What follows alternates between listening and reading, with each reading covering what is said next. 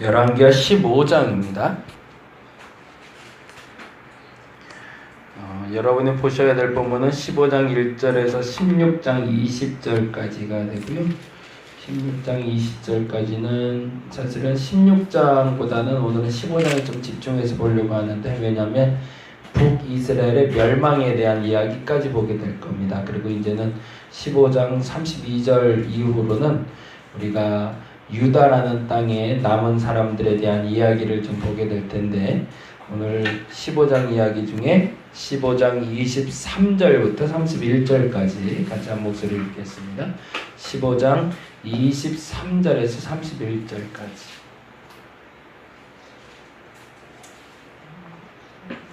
자, 같이 한 목소리로 읽도록 하겠습니다.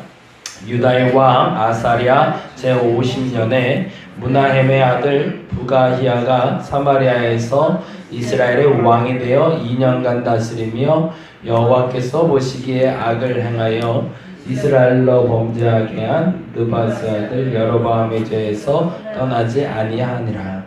그 장관 르말라의 아들 베가가 반역하여 사마리아 왕궁 호이소에서 왕과 아르곱과 아리엘을 죽이되 길르앗 사람 50명과 더불어 죽이고 대신하여 왕이 되었더라.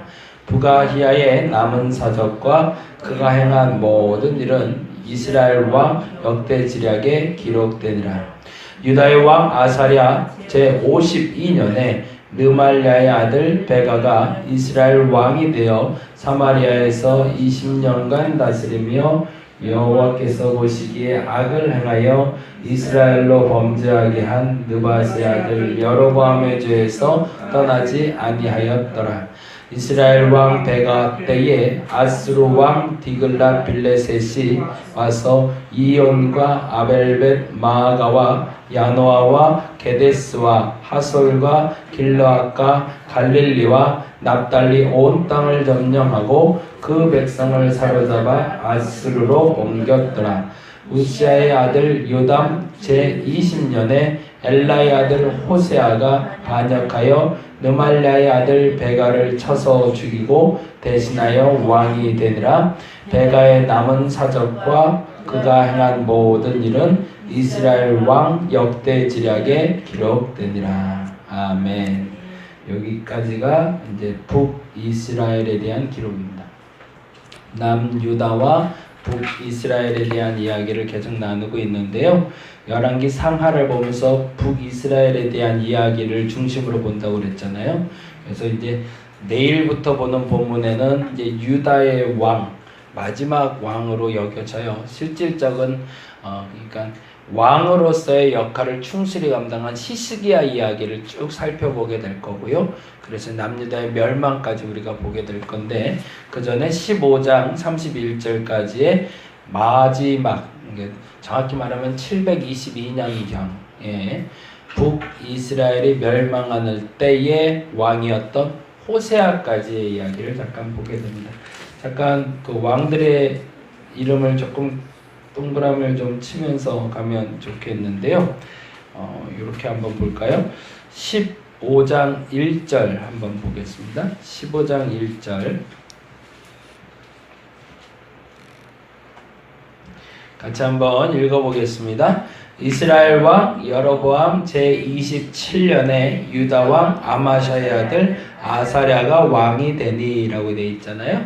여기서 여로보암은 지난번에 말씀드린 대로 여로보암 2세입니다. 네, 예후 왕조 때 가장 위대한 왕이었고요. 가장 풍요로운 왕이었고요. 그래서 모든 것을 누리고 살았던 때. 그래서 가장 많은 부귀 영화도 누렸지만 가장 많은 선지자가 활동했던 때입니다. 그게 무슨 말일까요? 가장 많은 부귀 영화가 가장 많은 악을 생성해냈다는 거죠. 그래서 우리가 가진 것이 있다는 것이 행복이 될 수도 있지만, 가진 것이 많다는 것이 죄를 많이 지을 수 있는 근원도 된다는 거. 그게 오히려 없는 것이 더 가난할 수도 있고 어려울 수도 있지만 죄도 적을 수 있다는 전제도 깔려 있다는 거죠. 이 여로보암 때 또 하나의 유명한 사람 이름이 나오는데 아마샤의 아들 아사랴라고 나와요. 요 아사랴는 동그라미를 해놓고요. 그렇게 해놓으시면 이제 조금 있다가도 이름이 바뀌는데 우시야라고 적어놓으시면 좋을 것 같아요. 요 아사랴가 우시야입니다. 우시야는 여러분이 잘 아는 대로 이사야 선지자 때에 함께 있었던 왕이고요. 이 여로보암 27년에 아사랴 곧 우시야가 왕이 됐다고 하는데 학자마다 조금 연도는 좀 달라요. 그게 왜냐면 이 우시야 왕이요 통치 기간이 겹쳐요. 뭐가 겹치냐면 아버지 스가랴 때하고 좀 겹치고요. 아들 요담 때하고 좀 시대를 겹쳐서 그러니까 대리 첨정을 좀 해요. 그러니까 아버지가 데려다가 조금 좀 일을 시켜서 훈련시켜서 왕으로 삼고 이 사람도 나중에 나병이 걸려요. 그래서 이 나병에 걸려서 왕정을 치리를 못하자 미리 왕을 세워서 아들에게 먼저 왕권을 넘겨주고 그리고 남은 자녀 기간 동안 왕으로서의 치리 역할을 감당하게 됩니다. 그래서 이 기간이 27년이라는 시간은 아마도 그 아버지와 함께 그가 왕으로 있을 때의 시간을 겹쳐서 한 얘기다라고 사람들이 얘기를 하고요. 실질적으로는 여로보암 27년이다 19년이다 그래서 여러 가지 말이 많아요.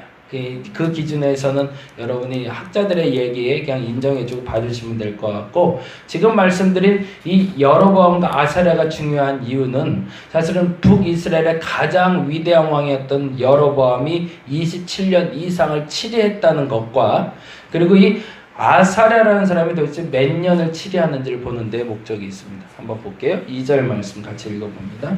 2절 같이 읽어봅니다. 시작. 그가 왕이 될 때에 나이가 몇 살이요? 16살이나 16세라. 예루살렘에서 몇 년? 52년간 다스리게 돼 있어요. 어마어마한 기간이죠. 52년이면 반백년이잖아요. 반백년 동안을 우리나라의 영조대왕 같은 느낌 보시면 될 것 같아요. 굉장히 위대한 왕이었고 유다를 건강하게 치리했던 왕이었습니다. 근데 이 52년간 이 아사랴, 우시야라는 왕이 다스릴 때 북이스라엘에는 왕이 5번 바뀝니다. 이게 역사적으로 주는 의미가 있는 거죠. 왜 한 사람이 지속적으로 한 나라를 다스리고 있을 때 한 나라는 이렇게 수없이 많은 굴곡과 왕들의 변화가 있을까? 그게 이제 첫 번째 이유예요. 그리고 나서 이렇게 얘기합니다. 한번 이제 체크만 좀 해뒀죠. 그 다음에 8절입니다. 8절 말씀 같이 읽어보겠습니다. 유다의 왕 아사랴 옆에 뭐라고 써놓으라고 그랬죠? 우시야라고 적으라고 그랬잖아요. 우시야. 이 아사랴와 우시야가 같은 사람입니다. 그거는 헷갈리지 마시고요. 그래서 유다의 왕 우시야의 아사랴의 제 38년, 52년을 치리했으니까 38년째 되었을 때 여로보암의 아들 스가랴가 사마리아에서 얼마요? 6달을 다스렸대요. 여로보암 2세 때에 이 아들인 스가랴가 왕으로 되자 6개월 만에 쿠데타가 일어난 거죠. 그래서 나라가 이제 혼란스럽기 시작합니다. 6개월 만에 무너진 이 왕정이 얼마나 타락해 있는지를 보게 되는 거죠. 왜 그렇게? 그러니까 아마도 여로보암 때는 너무 강했던 것 같아요. 그러니까 감히 왕에게 공격도 못하고 있다가 여로보암이 죽자 그 아들이 딱 등장하자마자 그때 이제 쿠데타의 준비를 해서 6개월 만에 나라를 먹어버린 거죠. 그 사람 이름이 나오는데 그게 13절입니다. 13절 같이 읽어봅니다. 유다와 우시야, 그쵸? 우시야가 나오죠. 이 우시야가 아까 8절에 나온 아사랴입니다. 네. 왜 학자들이 왜 성경에서 우시야와 아사랴의 이름을 자꾸 번갈아 쓰는지 몰라도 어쨌든 그 사람이 그 사람이다라고 알고 가시면 될 것 같고 38년에 여로보암의 아들 스가랴가 왕이 돼서 6개월 있다가 39년에는 누가 됐는지 보겠습니다. 야발스의 아들 샬룸이 쿠데타를 일으켰다는 거죠. 근데 이 샬룸은 얼마를 다스렸대요? 사마리아 왕이 되어 한 달을 다스렸대요. 고작 한 달 하려고 갑신정병 같은 느낌인 거죠. 3일 천하가 일어났던 겁니다. 잠깐이지만 나라가 싫어서 나라를 전복하려고 계획은 꾸꿨지만 아무것도 준비되지 않았던 왕인 살롬은 한 달 만에 그 자리에서 물러날 수밖에 없는 결국에는 그 다음에 17절에 다음 보겠습니다. 17절 유다왕 아사랴 또 아사랴라고 나오네. 이 사람이 우시야. 예.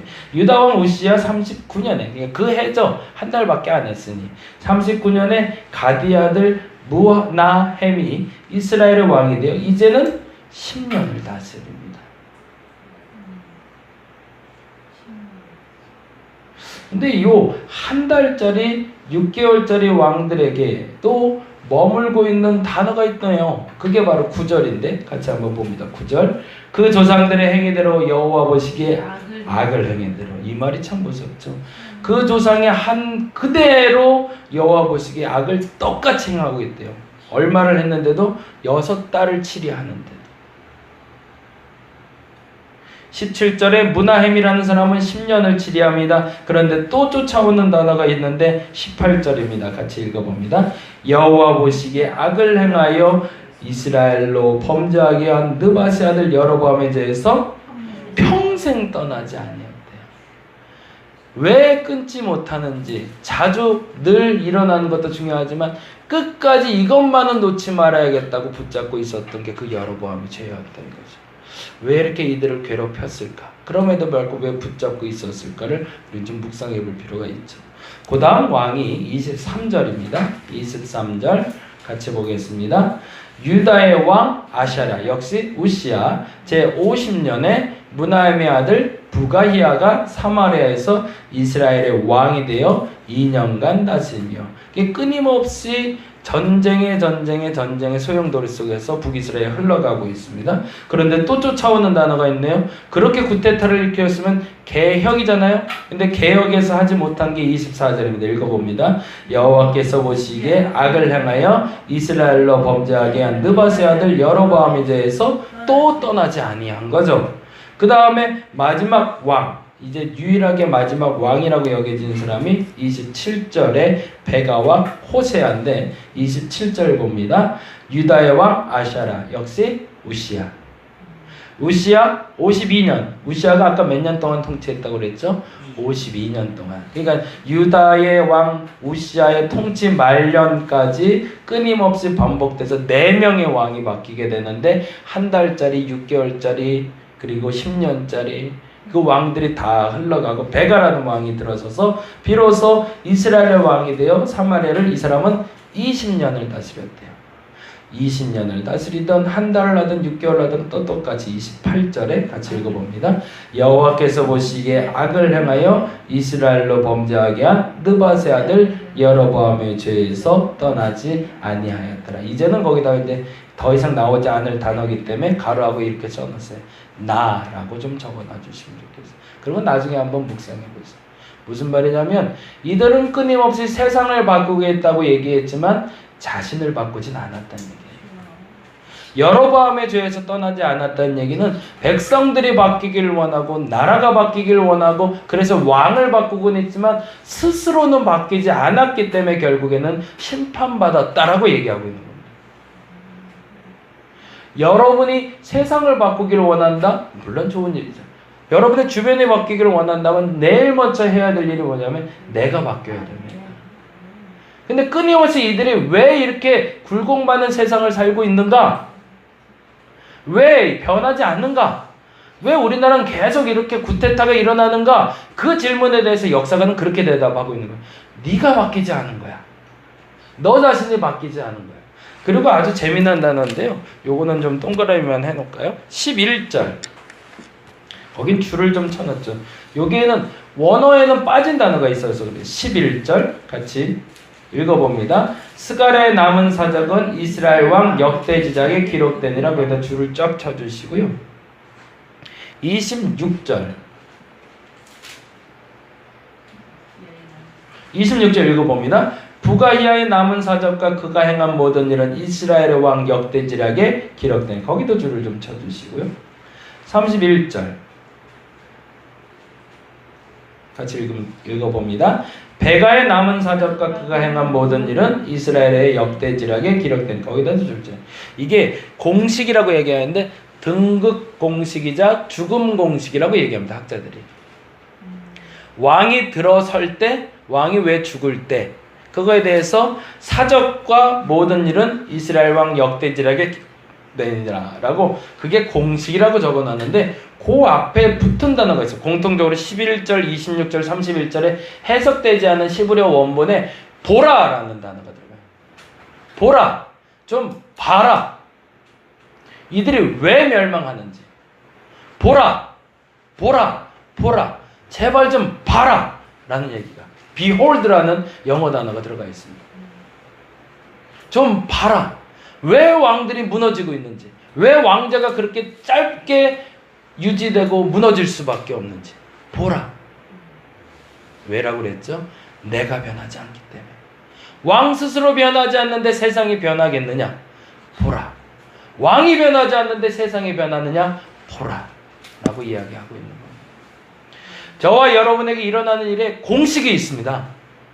그 공식에 휘몰아쳐 올 때 그 공식에 대입해서 빠져나갈 수 있는 일들이 수없이 많이 있어요. 눈에 뚜렷이 보이는데도 그 자리에 아직도 머물러 있는 사람들이 있습니다. 저와 여러분 그 공식대로 빠져나올 수 있기를 바랍니다. 하나님 알려주십니다. 하나님 손 붙잡아야 나갈 수 있습니다. 하나님 없이는 안 되는 겁니다. 원래 안 돼야 맞는 겁니다. 그 공식에 맞는 오늘 하루, 그 하루의 공식대로 이 고난의 시간을 헤쳐날 수 있는 저와 여러분이 되기를 간절히 바랍니다. 기도하겠습니다.